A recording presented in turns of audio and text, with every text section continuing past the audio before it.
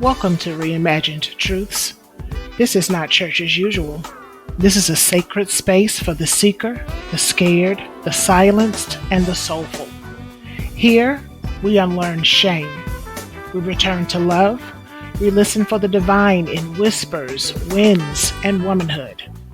Because liberation isn't just taught, it's remembered. I'm April, and this is where we reimagine God together. Welcome to Reimagined Truths. I'm April, and this is your space to listen again to the Spirit, to yourself, and to the God who still whispers. This week we ask the question: what voice has shaped how you think God sounds? And are those voices still guiding you or guilting you? All right, so we're going to continue with our series on Who Told You Who God Is. And this week we are looking at unlearning to hear.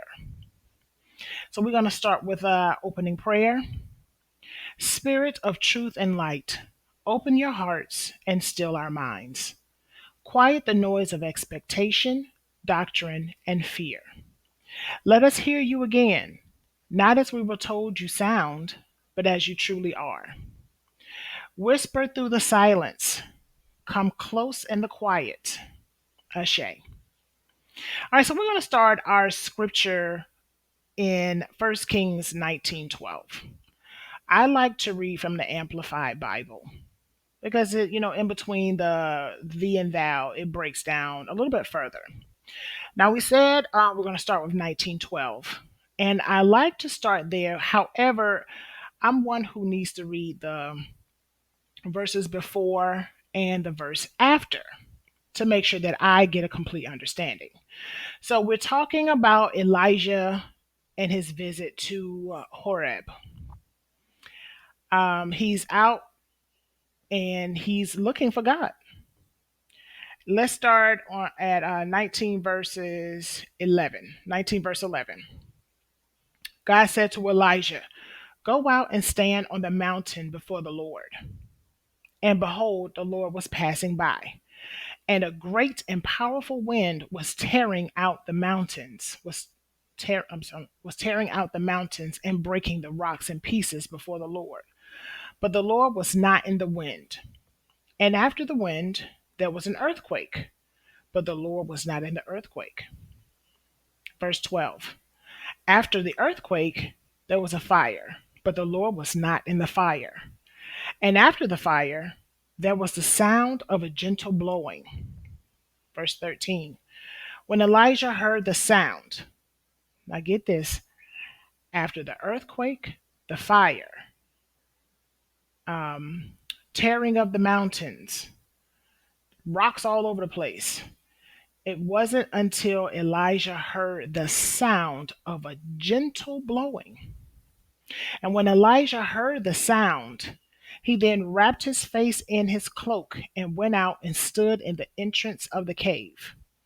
And behold, a voice came to him and said, "What are you doing here, Elijah?" Now, this week we are working on unlearning those things have been taught to us that tells us who someone else's version of God.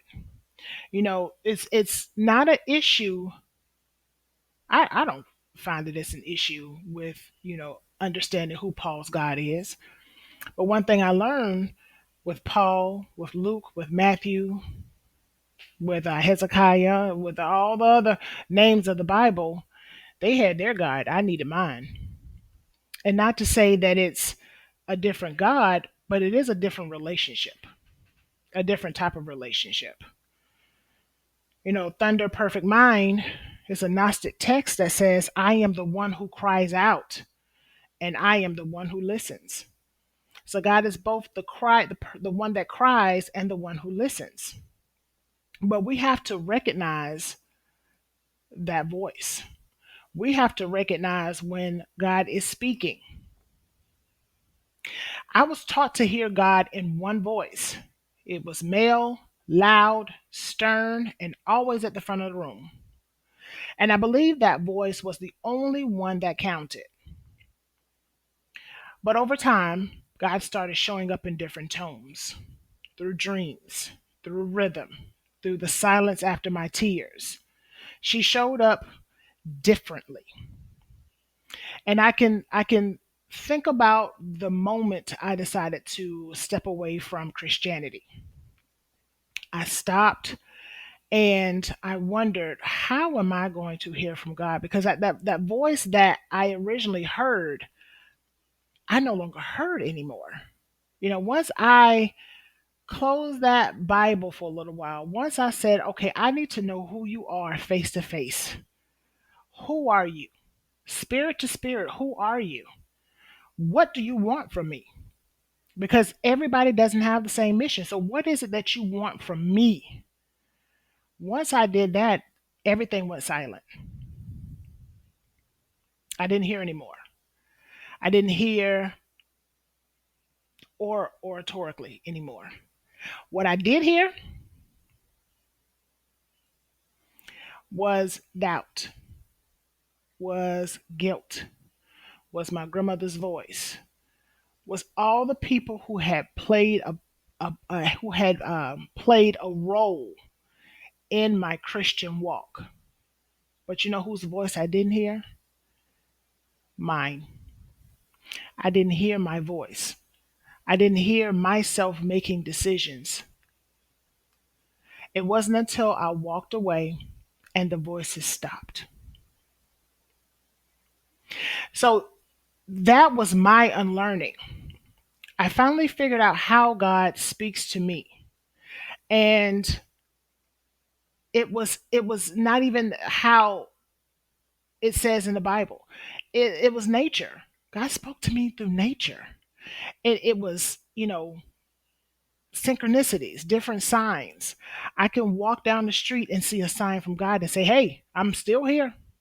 I'm still here." You may not hear a small voice, or you may hear that small voice. I'm sorry, but you may not hear. I didn't have a boisterous pastor over here leading me this way. I didn't have my grandmother over here leading me that way. It was my turn with God, 101. All right, so this week is about unlearning. Unlearning the belief that you have to earn divine clarity, that you need a go between, that you can't trust your own knowing. And this verse has always stuck in the back of my mind. Paul said in Philippians 2:12, "Work out your own salvation with fear and trembling." And we're going to go back over that fear, because it doesn't mean the fear that you think it means. This doesn't mean you need to earn salvation through good works, as that contradicts the concept of salvation by grace through faith. Instead, it emphasizes the seriousness with which believers should live out their faith, demonstrating a reverence for God and a deep understanding of their new identities, right? So, trusting your own knowing. I watched a video a little while ago, and I am bad at recalling things word from word, so I'm going to paraphrase. I was watching this video, and this guy was talking to another guy, and he was like, "Do you believe such and such?"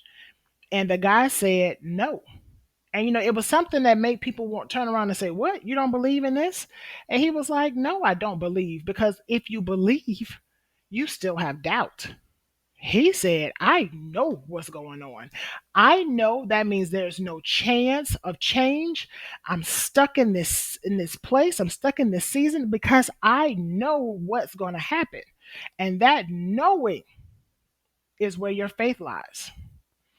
That understanding and trusting that God is there. That that whatever you step in, whatever problems you have, whatever bills are at your back, whenever your back is against the wall, there's a God out there, because you built that relationship, and you know of all knowing that God will never abandon you, that they will be there for you time and time and time again.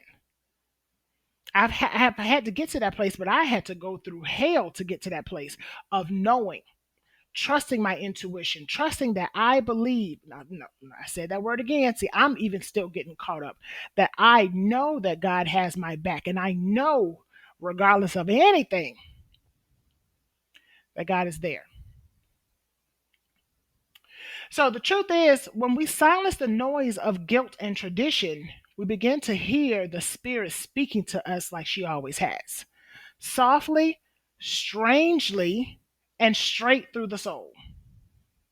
So again, we come back to that knowing, trusting, removing the guilt. If I do this, I'm going to hell. Nope, remove that guilt. If I've treated someone this way and I feel bad about it, remove that guilt. Walking with God without guilt and shame and sacrifice changes the game. All right, so I ask you again, what voices shaped how you think God sounds? And do they still guide you or do they guilt you? There was a time my cousin, we were at my cousin's house and we were dancing around and having fun. And she broke it up by saying, "Let me stop before I lose my salvation."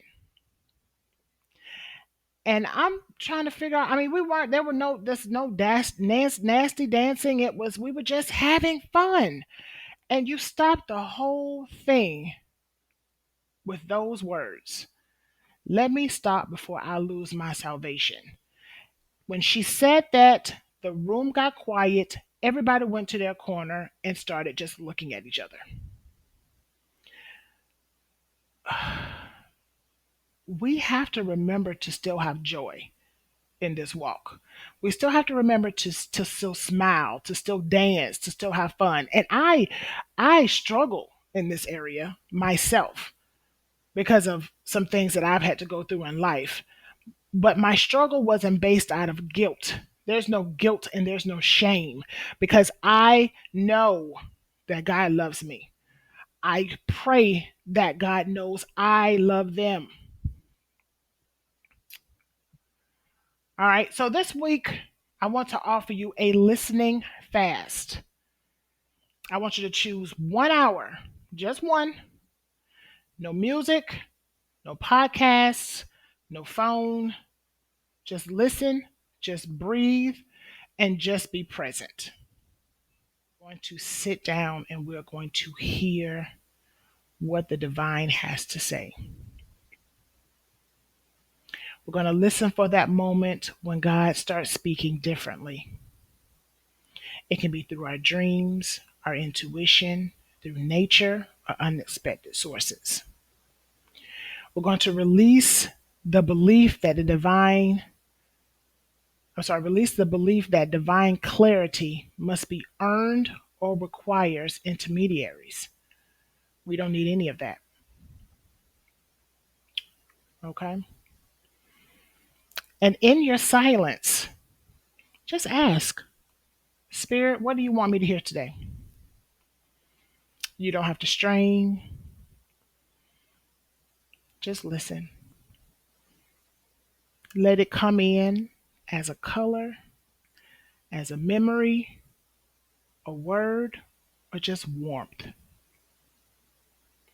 And journal it afterwards. Write down what you feel. What did you hear? What did you see in your mind's eye? What did you see in nature? And then you want to go through and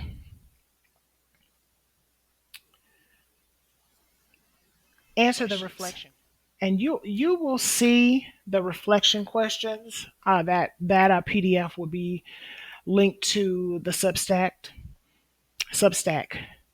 But let's go over some of the questions that you will see in that PDF or in that reflection guide. You will find this week's questions in your downloadable reflection guide, but here are a few to carry with you. Number one, when was the last time you felt God's presence in silence? Number two, what voices still speak louder than spirit in your life? Number three, what would it look like to trust your own divine hearing? That one took a lot of faith on my part to trust what I heard and to take that advice and to walk it out. It wasn't until I went through storms. And hopefully that storms is not what has to hit you in your life, but sometimes, that's how we listen.